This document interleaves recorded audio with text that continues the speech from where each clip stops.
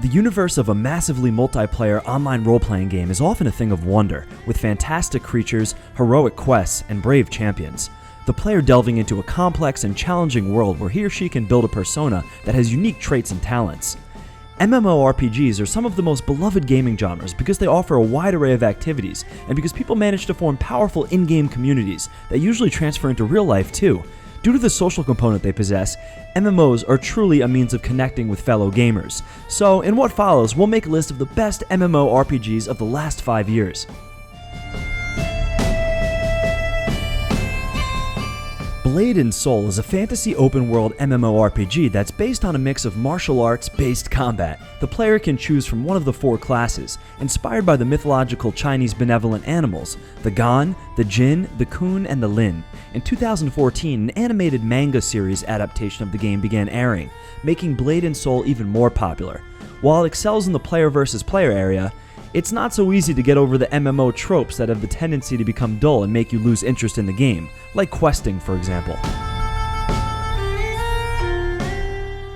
Black Desert Online is a Korean sandbox-oriented MMORPG that was released in 2016. It uses a proprietary engine in order to be able to render its seamless world in large-scale castle sieges at a fast pace.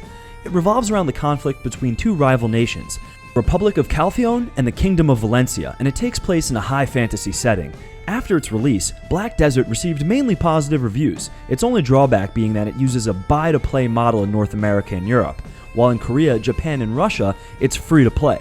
Many people critique the recent updates that made it pay to win.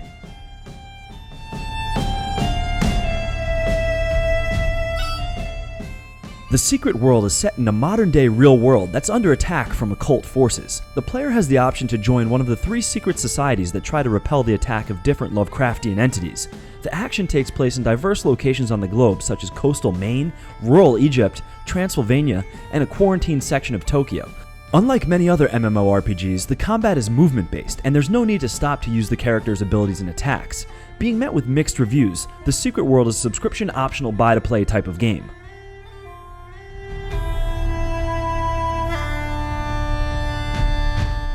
The Elder Scrolls Online is the first open-ended multiplayer installment of the Elder Scrolls fantasy franchise, and features a story incidentally related with the other games from the series. It's been in development for 7 years after finally being released in 2014, but the initial reviews it was met with were mixed. The situation improved significantly with the re-release and rebranding that transformed it into the Elder Scrolls Online Tamriel Unlimited, a praised and appreciated title. The gameplay is non-linear, with numerous quests, random events, and free roaming available for the players.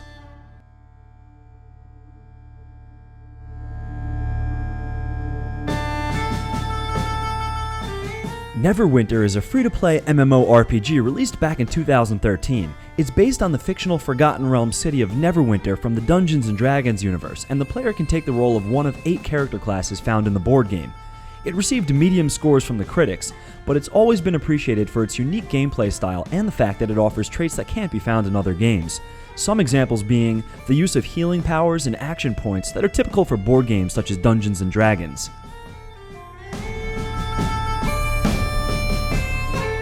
ArcheAge is an MMORPG made by the Korean developer Jake Song. It's described as a sand park, which the developers say is a combination between the open-world sandbox style and the structured gameplay experience known as a theme park.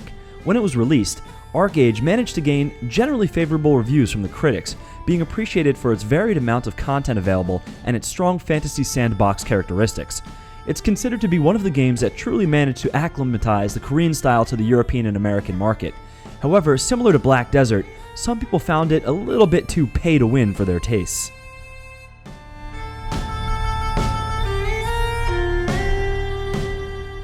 After the overwhelmingly negative reviews Final Fantasy XIV received in 2010, the president of Square Enix decided to change the developing team and try a new approach.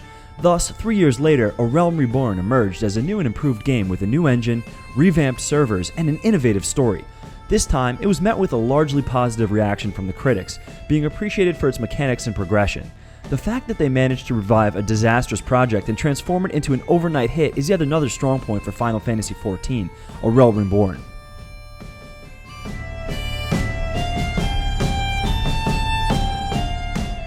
WILOSTAR is a fantasy science fiction-based MMORPG that was released subscription-based in 2014, 1 year later becoming free-to-play. It uses a system of telegraphs for combat, meaning that colored regions are shown on the ground where the opponent's attacks or the allies' heals will take effect. The player is able to dodge or enter these areas by dashing out or walking into them. WILOSTAR was praised for its distinctive style and personality, the active battle system, and the various adjacent features such as the housing and the in-game challenges.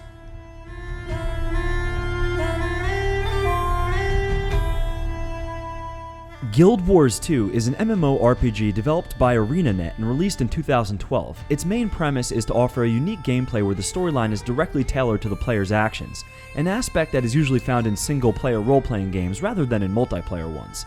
The traditional quest-based system is replaced by a dynamic event one, using the ripple effect to permit players to approach quests in diverse ways. Also, the combat system is more dynamic than the one in Guild Wars 1 by using the synergy between the players' professions and also using the environment as a weapon. Guild Wars 2 was released to universal acclaim, being dubbed one of the most exhaustively detailed and rewarding MMOs in existence.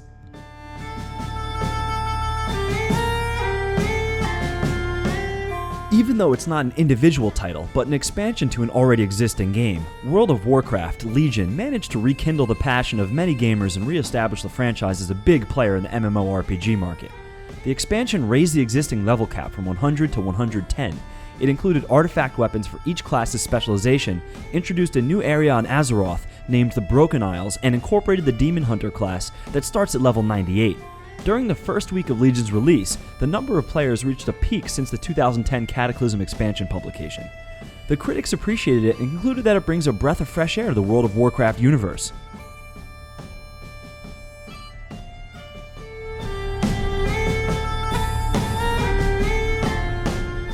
This was our list highlighting some of the best MMORPGs that came out in the last 5 years, and we hope you've enjoyed our video. If you did, please press that like button as we do appreciate it and it helps us immensely. We often ask our audience for suggestions to compile these lists. If you'd like to contribute, please follow Frag Hero on Facebook.